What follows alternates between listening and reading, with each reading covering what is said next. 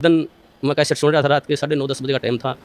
तो एक कैसेट, इतनी मार्मिक कैसेट थी, उसमें मैं क्या बताऊँ, मेरे गुरुजियों के लिए मेरा हृदय फाट गया था। वो परमात्मा सतगुरुदेव, उन्होंने कहा कि इस दास की जीभ कट जाए अगर तू उठ बोलता हो तो मैं इस परोपकार समाज के लिए ज्ञान सुना रहा हूँ। तो गुरुजियों ने वो ज्ञान सुना, मेरे भीतर में लगी वो बात, भाई ये संत ये कह रहे हैं कि दास की जीभ कट जाए, और मैं कोई स्वार्थ नहीं मेरा। तो मेरे वो बात भीतर में लगी। उस दौरान फिर मैंने वो बात गुरुजियों से कही, माँ गुरुजी ऐसी ऐसी कैसेट सुनी आपकी, बहुत निर्मल ज्ञान है। फिर मेरा जो भीतर रंगा भरा हुआ था वो बार बार फिर वो वापिस हटा देता था उस ज्ञान को।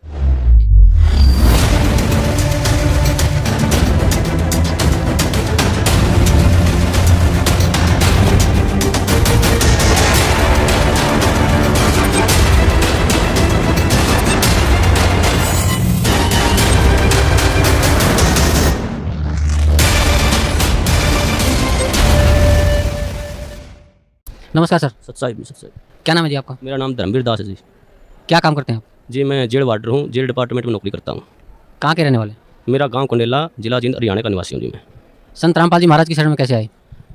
ये बहुत लंबा प्रकरण है, इसको मैं थोड़ा विस्तार से बताऊँगा आपके सामने। मैं जिस टाइम ये करौथा कांड हुआ उस टाइम रोहतक जेल पर वार्डर के पद पर था, और बहुत थोड़ी बात सुनी कि भाई ऐसे हुआ करौथा कांड, ऐसे सुनते थे अखबार में हर रोज़। तो बड़ा दुख हुआ ये बातें सुनकर, भाई ये संत सभी ऐसे करते हैं। तो फिर कुछ दिन के बाद पता चला भाई संत रामपाल जी महाराज रोहतक जेल में आएंगे। तो हमारी वहाँ पर ड्यूटी थी, हमने देखा, सोचा भाई यहीं बात करेंगे, आके पूछेंगे उनसे क्या ये वास्तविक सच्चाई है। उसके बाद मेरे कुछ दोस्त थे मेरे गांव में जिन्होंने सतगुरु रामपाल जी महाराज जी से उपदेश लिया हुआ था। तो मैंने उनके पास जाकर कहा भाई तुम्हारे गुरु जी तो ये देखो अखबारों में ऐसे आते हैं, इनके बारे में बहुत बकवास ऐसे करते हैं। वो बोले नहीं भाई हमारे गुरु जी ऐसे नहीं करते, लेकिन मेरे विश्वास नहीं हुआ इस बात का। तो एक मेरा दोस्त जो गांव में केवल वैसे स्कूल का प्राइवेट स्कूल है, गांव में केवल चलाता है वो, मैं उसके बाहर खड़ा होया, उससे मैंने बहुत गलत बातें की उसको, अगर तुम्हारे गुरु जी ऐसे करते मैं तुम्हारे आता नहीं। उन्होंने बोला भाई एक बात बता, मेरी माँ पागल, एक्चुअली उसकी माँ पागल थी, अपने कपड़े उतार कर फेंक देती थी। उसका पिताजी इतना शराबी था कि सारा गांव के बच्चे उसके पीछे लगे रहते थे। उन्होंने बोला भाई जब मेरे घर में मेरी माँ पागल से ठीक होगी, मेरा पिताजी शराब पीता था, आज एक नंबर का इंसान हो गया, मैं उस सुख को कैसे भूल जाऊँ, मैं कैसे ये कह दूँ भाई संत रामपाल जी महाराज मेरे गुरु जी के पास मतलब ये ज्ञान नहीं है, उनसे ये फायदा नहीं होता, मैं मेरा जो फायदा हुआ है उसको कैसे अनदेखा कर दूँ। इस बात का मेरे कोई असर नहीं हुआ। मैं उसको कह के उन्होंने बोला चाह तो पीता जाए, मैं बोला नहीं भाई मैं चाह नहीं पीऊँगा, मैं चला गया। तो फिर उसने मेरे पास फ़ोन कराया भाई हमारे गुरु जी आपके पास जेल में आ रहे हैं, आप उनको शिष्टाचार से बातें करना, आप कदे आपके भागी हो जाओ। एक मेरा बड़ा भाई ओम प्रकाश नाम है उसका, उससे भी पहले वो करौथा कांड में सह परिवार जाया हुआ था, उसको भी मैंने फ़ोन पर बहुत ज़्यादा बातें की, भाई तुम वहाँ क्या करने गया, आज फंस गया। होती है क्या फ़ोन पे मेरे को, अगर भाई मैं तुम्हारे को ही छोड़ दूंगा, मैं गुरु जी को नहीं छोड़ सकता। फिर भी मेरी बुद्धि ने काम नहीं करा, भाई ये कह रहा है भाई तुम्हें ही छोड़ दूंगा, गुरु जी को नहीं छोड़ सकता। फिर भी मेरी बुद्धि ने काम नहीं कराया, मैं भाई तो पागल हो गए। उसके बाद फिर गुरु जी जेल में आए। जेल में आने के बाद वो दिन बहुत, मैं उस दिन को बहुत खुशकिस्मत मानता हूँ कि उस दौरान मेरी जहाँ पर गुरु जी बनते वहाँ पर मेरी ड्यूटी लगी हुई थी। तो गुरु जी आए, जैसे आके वहाँ बार के अंदर लेट के शाम को, तो हमने ये सोचा भाई गुरु जी अब आए हैं, रिमांड से आए हैं, अब तो इनको आराम करते, सुबह बातें करेंगे। जब ही सुबह ड्यूटी हो, फिर मेरे ड्यूटी वहीं लगनी थी, वहीं परमानेंट ड्यूटी होती थी, एक महीने के लिए मेरी वहीं ड्यूटी थी। उसके बाद गुरु जी यहाँ से सुबह जैसे गुरु जी को मैंने नज़दीक ही गया, गुरु जी ने मेरे से पूछ लिया अगर भाई उधर कौन से काम का है तू? माँ जी मैं कंडेला गाँव का। गुरु जी ने कहा भाई कंडेले के तो बहुत भगत हैं मेरे। माँ जी हाँ बहुत भगत हैं। हाँ गुरु जी संत रामपाल जी महाराज ने मेरे ही बड़े भाई का नाम ले दिया, एक ओम प्रकाश है भाई मेरा कंडेला का बहुत बढ़िया भगत है। देखो कितनी अखबार में कितने सुनने के कारण मैं अपने भाई को मना कर दिया कि मैं नहीं जानता। इतना बुरा प्रचार सुनने के बाद मैंने अपने भाई को भी खुद मारा, माँ भाई मैंने ये कह दिया कि मैं नहीं जानता उसको। गुरु जी ने कहा भाई जान या ना जान मेरा भगत है वो। माँ जी ठीक। गुरु जी ने मेरे को बिठाया, सृष्टि रचना सुनाई। मेरे को सृष्टि रचना सुनाने के बाद गुरु जी ने कहा बेटा ये बिल्कुल सत्य है जो सृष्टि रचना मैंने तेरे को सुनाई, इसको आपने ऐसे लगा जैसे ये मनगढ़ंत कहानी है। तो मैंने सृष्टि रचना सुनने के बाद मेरी ड्यूटी ऑफ हो गई, मैं चला गया। उसके बाद मैं संपर्क में, जैसे ही ड्यूटी होती हमारे गुरु जी संपर्क में चला जाता, मैं वहाँ बैरक पे चला जाता और पूछता रहता। एक दिन मैंने वैसे पूछा गुरु जी आपके जो भगत हैं ये आपको परमात्मा मानते हैं? तो बोले भाई हाँ जी परमात्मा मानते बेटा मेरे को। माँ जी नहीं मानते परमात्मा, क्योंकि मेरे अंदर तो अड़ंगा भरा हुआ था, मैं 2 कौड़ी का इंसान। तो उन्होंने बोले क्या बात है बेटा? माँ जी जब आप भगवान मान लिए तो फिर उल्टा कदम क्यों रखना, वो फिर डर क्यों रहे, हम तो सामने आना चाहिए। हमारे गुरु जी का बेटा कोई बात नहीं, अब थोड़े डर रहे हैं वो सामने भी आएंगे। तो ऐसे हर रोज़ मैं गुरु जी से पूछता जी ये जो आप मार्ग बताइए रोड़ा क्यों हुआ, क्या कारण था इसका? तो गुरु जी ने बताया बेटा ये 70 प्रकाश पुस्तक पर रोड़ा था सारा, मैं प्रोजेक्टर पर दिखाता था इसको, और ये जितने भी आर्य समाजी हैं, ये आचार्य बैठे हैं, ये इसको बेच के रोजी रोटी बना रहे हैं। इसमें वास्तविकता कुछ लिखी हुई है और हमारे समाज को बता रहे हैं कुछ अलग। तो उस बात पे ये रोड़ा था सारा। तो मैं एक इस परोपकार का ये काम कर रहा हूँ, ये भक्ति विधि सही बता रहा हूँ। मैं कहने लगा जी इस पृथ्वी पर ऐसा इंसान कोई नहीं जो परोपकार के लिए निस्वार्थ भाव से कार्य करता हो। तो गुरुजी ने कहा बेटा ये दास है। तो उस टाइम मेरे वैसे तो मन में रंगा मेरे गुरुजी ने कही, मेरे उस बात का विश्वास माँ जी मेरे ये बात जचती नहीं। तो बोला बेटा जचो या ना जचो, मैं तेरे को जो बता रहा हूँ ये सत्य है।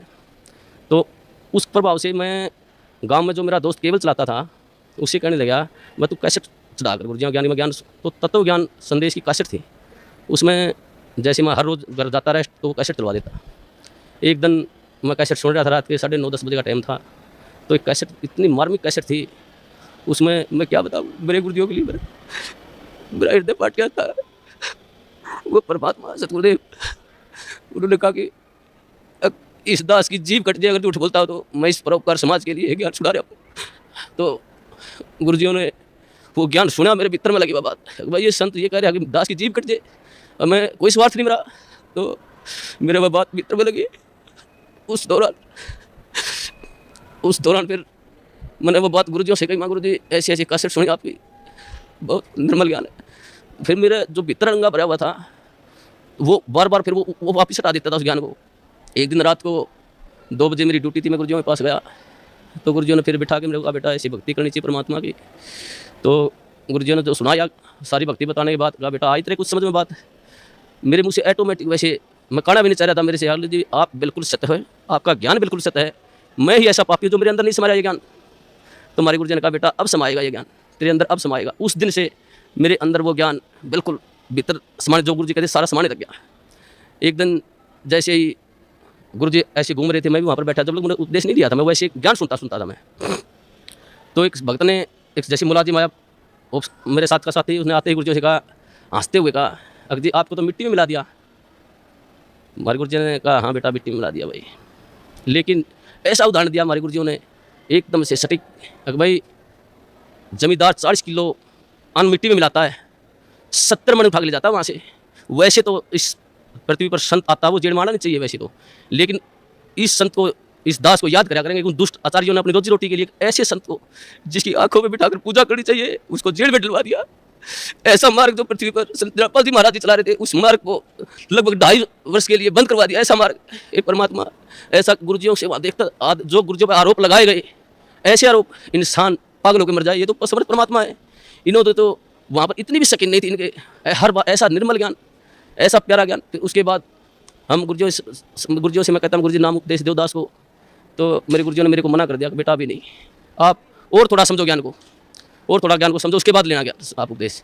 मैं घर जाता कैसेट चलवा लेता, मेरे जो दोस्त था उससे भाई कैसेट चला गुरुजियों की, वो कैसेट मैं सुनता रहता। तो जैसे मेरी भक्तमती थी, मेरी घरवाली थी, वो मैं बाहर जाता तो ऑफ कर देती चैनल को, दूसरा लगा। मैं कहता थी आप इसको बंद मत करो, ये मैं सुनता हूँ, आपने नहीं सुना तो आप आराम से वो करो। तो मैं हर रोज़ सुनने लगा गुरुजियों का ज्ञान, तो वो मेरे भीतर समाता गया। उसके पश्चात कई बार गुरुजियों से वहाँ पर जेल के अंदर, जैसे मैं गुरुजियों से बताता गुरुजी आपके ये सत्संग सुना मैंने, तो गुरुजी फिर दोबारा बताते मेरे को। तो ऐसे होते होते लगभग 6 महीने चले गए और 1 साल से ऊपर लगभग 1.5 साल गुजर गया। फिर मेरी ड्यूटी प्रशासन ने मेरे को क्या कराया कि ये तो संत रामपाल जी को मिलने जाता है, इसकी ड्यूटी बाहर लगा दो जेल से। मेरी ड्यूटी बाहर लगा दी गई। बाहर लगाने के बाद अंदर मेरे को जाने नहीं दें, ज्ञान और नाम उपदेश मेरे को मिला नहीं। एक दिन वैसे गुरुजी सोमवार का दिन था, 24 अगस्त को 2 बजे गुरुजी मुलाकात को आए हुए थे। उन्होंने आने के बाद मैं जैसे ही मौका लगा कर डोडी में चला गया और मैंने ऐसे गुरुजियों की तरफ ऐसे आदर भाव से प्रणाम किया। गुरुजी ने इशारा कर दिया मेरी तरफ, बेटा इधर आ जाए। मैं चला गया। जाते ही परमात्मा ने, सतगुरुदेव रामपाल जी महाराज ने मेरे को नाम उपदेश दिया और कहा बेटा बाहर जल और मिश्री ले लेना, भक्तों को कह देना। वो दिन है, मेरे को उस दिन से ऐसे नाम उपदेश मिला।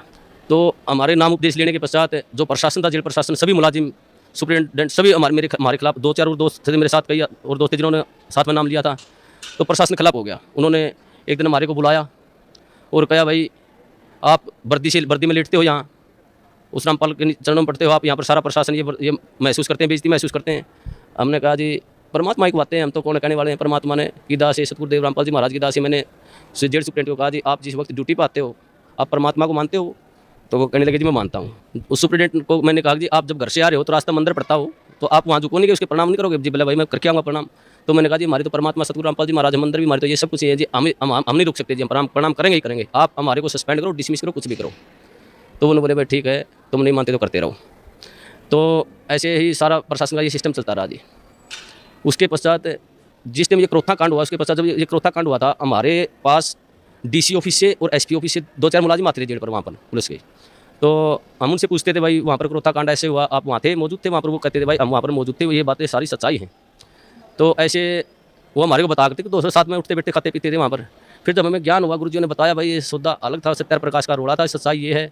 तो फिर हम उसे बहस करने लगे, भाई तुम वहाँ बताओ वहाँ पर ऐसे हुआ था और ये गुरुजी बता रहे हैं ऐसे, सच्चाई है ये।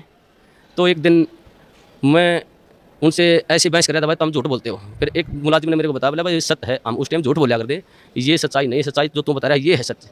जब मन में आए परमात्मा, हे सतगुरुदेव, ऐसे जुल्म ढाए उन दुष्कर्म, फिर भी समाज, फिर भी देखो कितनी झूठ, एक दोहरा रोटी खाने वाला आदमी झूठ बोल रहा है, झूठ बोला करते एक भ्रमत करने के लिए।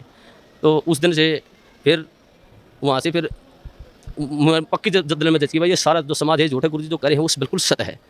उसके पश्चात हम गुरुजियों के साथ रहते थे, जाते थे, प्रणाम करते थे। प्रशासन हमारे खिलाफ हो गया, प्रशासन ने हमारी ट्रांसफ़र करवा दिया अम्बाड़ा, भाई तुम अम्बाड़ा चले जाओ कहने लगे वो। उससे हमारा ट्रांसफ़र होने से पहले की बात है, जैसे हम गुरुजियों से मिलते थे, जो प्यार होता है गुरुजी हमारे को, एक जैसे मैंने नाम उपदेश लिया, मेरे मन में आता था मैं गुरुजियों के पास जाता, मैंने नाम उपदेश लिया, जैसे गया मैं, मेरे मन में आई कि भाई इतना अपने कभी पिता के बाप पाँव नहीं पकड़े, आप इसके पास पाँव कैसे पकड़ोगे। मैं जैसे ही बार के नज़दीक गया मैं वापस चला गया। दूसरी बार फिर मेरे मन में प्रेरणा हुई, अगर भाई संत हैं तू मानता क्यों नहीं, पाँव पकड़ ले जाके। फिर जो गेट पर गया फिर वापस चला गया। तीसरी बार फिर मेरे मन में आई, अगर भाई तू जाता ही क्यों वहाँ पर, अगर जाओ तो पाँव पकड़ ले गुरुजियों के। तो मैं जैसे ही गेट में बढ़िया, गुरुजी खड़े थे वहाँ सामने, इंतजार करते थे, वो तो जाने जाने परमात्मा।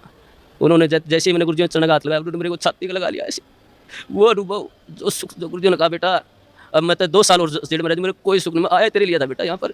वो दिन आज भी याद आता, उस दिन तो मेरे ज्ञान नहीं था मुझे, परमात्मा ने ऐसी दया करी मुझ नीच पर, सारे परिवार पर। मेरे को, मेरी शादी को भी कई वर्ष हो गए थे, कोई औलाद नहीं थी मेरे। तो गुरुजियों ने, मैंने प्रार्थना की गुरुजी ऐसे ऐसे हमारे संतान ने, गुरुजियों ने कहा बेटा तुम दोनों नाम ले लो जब तुम्हारे संतान होगी, और तुम्हारे भाग्य में संतान नहीं है, परमात्मा खुद अपने कोटे से संतान देंगे तेरे को। तो उस दिन फिर भगतमती, मेरी भगतमती को भी मैंने कहा भाई ये परमात्मा आए हुए हैं, पूर्ण संत हैं, ये ज्ञान सुनो आप। तो वो सीधी सुनने लगी, उनको भी ज्ञान हो गया। फिर उसके पश्चात उसने भी फिर जेल में मैंने गुरुजी से प्रार्थना की, गुरुजी भगतमती भी नाम लेना चाहती है, बोला बेटा बाहर सीढ़ी पर दवा देना, मेरा आदेश है। उसने भी फिर नाम उपदेश दे दिया गुरुजियों ने, गुरुजियों आदेश से बाहर। तो 1 साल के अंदर फिर हमारे परमात्मा ने अपनी कृपा से एक संतान, एक लड़का भी दिया। उस परमात्मा की क्या सुख गुना, इतने सुख दिए मेरे को, इस परमात्मा की इतनी दया है। और सबसे बड़ा का मुझे मैं तो 2 कौड़ी का इंसान हूँ, मुझे भक्ति का क्या पता है। गुरुजी ने जो प्यार होता है, जो प्यार, वास्तविक प्यार गुरुजी ने दिया मेरे को, मुझे तो पता ही भी नहीं था प्यार क्या होता है। ये परमात्मा, ये जालीदार, ये वो परमात्मा है, ये सारी सृष्टि के पालन करता है, ये पूर्ण संत कबीर परमेश्वर है। ये तो एक लीला करने हैं यहाँ पर, हम 2 कौड़ी के जीवों के लिए ये भटकते रहे, एक आत्मा के लिए ये परमात्मा लाखों रुपये बहा देते हैं। और ये समाज इसको कहते हैं ये बुराई कर रहा है, ये पूर्ण परमात्मा पर, जो पूर्ण परमात्मा का संत होता है वो बुराई नहीं करता किसी की। ये तो अपने बच्चों के लिए शिक्षा दे रहे इस बात को, भाई तुम पहचानो ये ज्ञान ऐसा पवित्र ज्ञान है परमात्मा इस पृथ्वी पर, ये किसी संत में देख लो, किसी आधार ही नहीं ज्ञान का। और ये ऐसा ज्ञान दे रहे हैं, मोक्ष का मार्ग बता रहे हैं, ढोल पीट रहे हैं, हर इन्हीं को कहते निंदा करते हैं। ये परमात्मा, मैं तो इस सब समाज से यही कहूँगा कि इस संत को, ये पूर्ण परमात्मा, इनकी पलकों में बैठाकर पूजा करनी चाहिए इनकी। और सभी समाज से कहूँगा अपने और अपने परिवार को जितना भी जल्दी हो सके यहाँ पर सतगुरु बंदी छोटे सतगुरु रामपाल जी महाराज के समय लाकर उनका कल्याण करवाए, और सभी भाइयों को बताएं बस वास्तविक ज्ञान वहाँ पर है। मैं यही कहना चाहूँगा। सत साहिब, धन्यवाद।